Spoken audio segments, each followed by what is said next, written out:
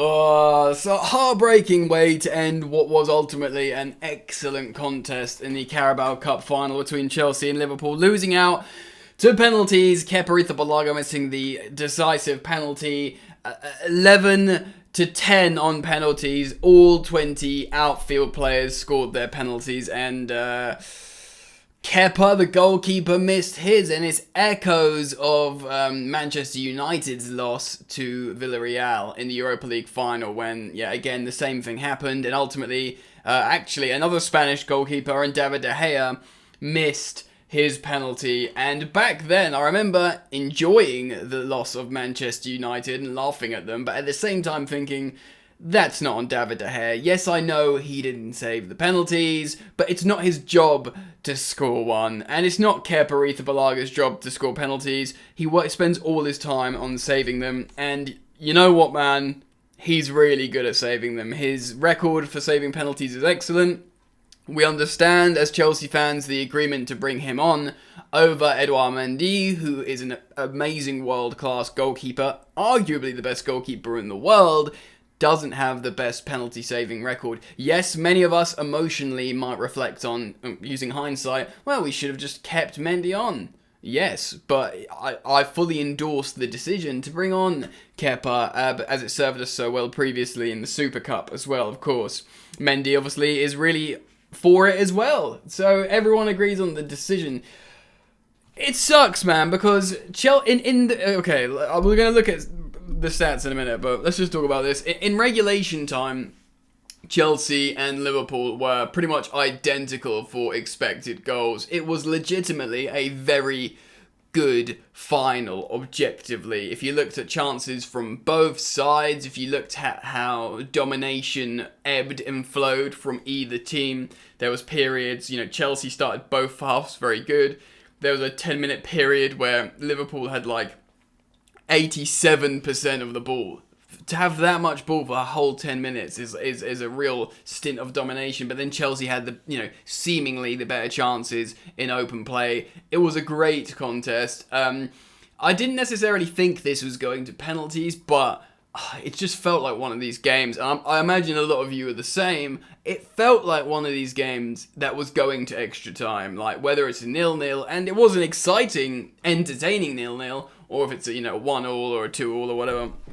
And ultimately, that's what happened. And Chelsea had chances to win it. We'll talk about that. Let's quickly have a look at the stats. So, let's have a look here. Cesar Azpilicueta had to come off injured for Reece James. Obviously, it's great to see Reece James back in the team. Scored his penalty as well, which is really, really good. Romelu Lukaku and Timo Werner come on in the 74th minute for Pulisic and Mason Mount, and it's probably a good opportunity to talk about the earlier chances. Early doors. Christian Pulisic misses a chance. Well, he puts it just into the goalkeeper really early. That would have been an incredible goal, and then goes missing for quite a while, and then plays a little bit better later on. Mason Mount similarly misses a sitter as well. It's a little bit more difficult. It's slightly behind him, and it's a volley. But it's he hits the post rather than it going into the goal. We had loads of chances like that. Actually, if you look at the front three, man, here we go. I'm going all over the gaff here. The starting front three, which you don't see here, was Havertz, Mount, and Christian Pulisic. And at one point, I know I was missing sitters, and it took a while for Pulisic to get into the game. But they looked like they had chemistry and they were combining well. And we talk about, look, if we play a back four, no one argues Hakim Ziyech starts because he just seems to cook there and he seems to run games. But if we're going to play a 3-4-2-1, look, people will argue, probably quite rightly, Romelu came on and looked really effective. But he looked really effective in a different way. In terms of chemistry and interchanging play, the front three of Pulisic, Mason Mount, and Kai Havertz actually looks quite good, man. So, changes were made. Harvey Elliott came on for Jordan Henderson. Milner and Jota came on for Keita and Sadio Mane. Of course, Keita ended up starting because Thiago Alcantara was injured in the warm-up. We go into extra time, and to be honest, probably a good opportunity to remind you that there were goals ruled out at both end, and really fine margins as well. There was a goal ruled out for Liverpool. I think it was scored by, was it Matip or Fabinho? I've forgotten. It was a really great set-piece move, but it involved Virgil van Dijk holding back Reece James to ensure the runner behind him. It might have been Mane gets on the ball. I can't remember who it was. And it was a really well-executed move by Liverpool, but ultimately it was an offside from Van Dijk that was interfering with play, holding Reece James back. So Liverpool fans, the Scousers will hate it, but ultimately it is what it is. VAR ruled it out. Chelsea had a goal ruled out. That would have been the winner. I think maybe in even extra time, or certainly late in the second half, because it was Romelu Lukaku. Bro, you must have seen the still. I know they've drawn the lines afterwards, but Romelu Lukaku's like, that is offside, or like that. Surely only that can be offside. This can't be offside. And it, to me, like, I'm not gonna get hung up on this, but for me, I was like, that's onside. Do you know what I mean? It just looked onside to me. So anyway, both sets of fans will feel frustrated and aggrieved. You know, the ref wasn't great in this game. There was a moment when Mason Mount got elbowed in the face by Kepa, so a free kick was given to Liverpool. I don't understand. Trev Chalobah was literally kicked in the nuts, studs, or the inside of his thighs. Nothing happened there. Like, it was poor officiating. Kai Havertz, Trent get a little bit tasting close in the 106th minute. Trent, it's just two young lads getting a little bit heated. Trent tripped him up, and then Kai steps to him. They shouldn't do it, really. Both get a yellow, although Trent was the antagonist in that situation. Jorginho comes on for cover. I get it, to try and put his foot on the ball and maybe use our energy.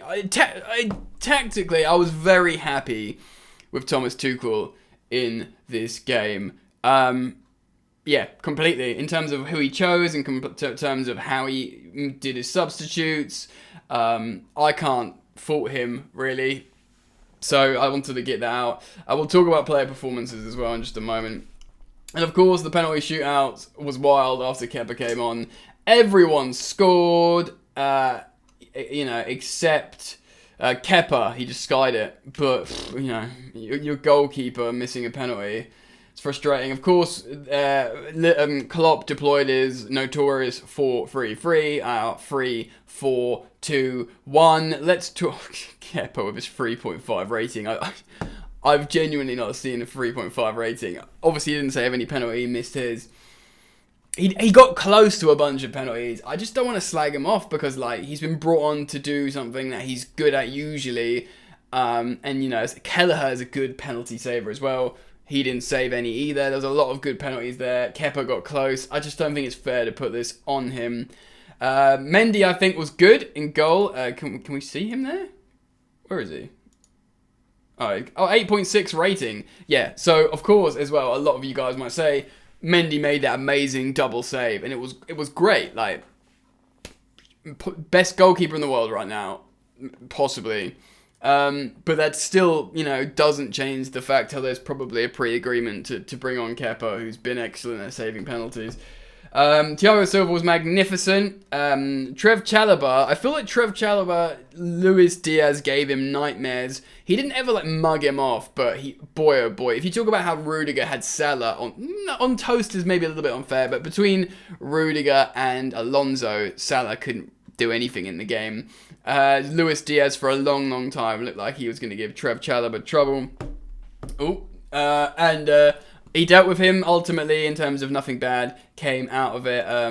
Silva, what can you say about Thiago Silva?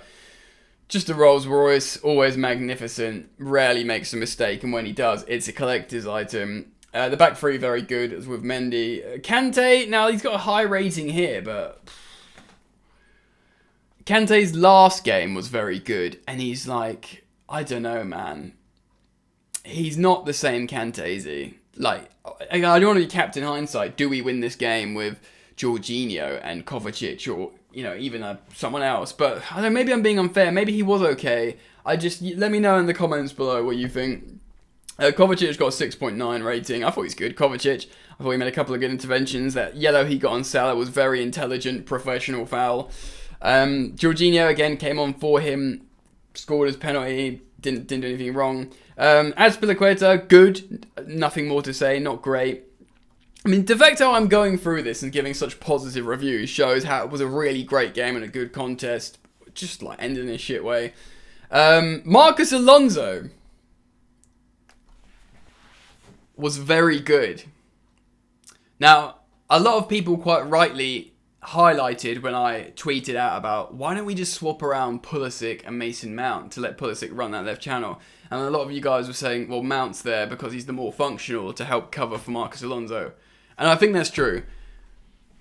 But Alonso was very good. It looks here like Who Scored has given him the highest rating of any player with an 8 rating. I think he was very good. Deserves a great deal of praise. In terms of the forwards, I think Mason Mount was okay. If he scores that goal, it would be an excellent goal. But Mount on Who Scored's got 6.6. Pulisic's got 6.2. Although both of them didn't score their goals, I do see promising signs there. I see green shoots of chemistry building, and that's positive. But in terms of the starting front three, Kai Havertz is I feel like Mason Mount is going to be a Chelsea great because of his attitude, his passion, his ability and his work ethic and his endurance on a pitch. Like, he will press more than anyone else. He was probably the best defensive forward because he's probably closer to a midfielder. But in terms of who's the most talented, I've always maintained this. It's Kai Havertz. Kai Havertz is the most talented forward, and he had the best game here. He wasn't, he's not going to be like a gunman scoring loads of goals, but look at the spaces he occupies.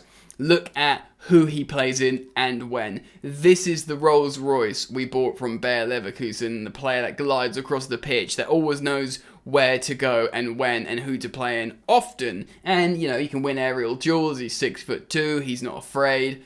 He was amazing. Lukaku, was fine. He was good. He offered a different profile. When did he come on again? So Lukaku came on 74th minute. So he had plenty of time. He had a chance that he nearly scored the winner on the near post when he flicked it and Kelleher saved. He also had the offside goal. I think Lukaku was good. I can completely understand how he's different profile and why he didn't start. And many of you are frustrated and angry at Lukaku and you wouldn't have wanted him to start anyway. But I can understand how Tuchel's looking at him totally objectively like, right, you can do this. And he did probably what he expected him to do. And I think he was fine. I think, deserves respect. Scored a great penalty. Nearly scored the winner twice. One was the offside. So I think he was fine. Werner was Werner, wasn't he? Came on to run about. I'm pleased he converted his penalty. I don't think it was a particularly good penalty. It was after centre-backs. So clearly he's not confident. But I'm pleased for him he scored it. And, I love Werner. I love his attitude. I think he's an amazing footballer when confident, but I think his confidence is too volatile, and I wonder if he's going to last at Chelsea out of all the forwards. And we lost.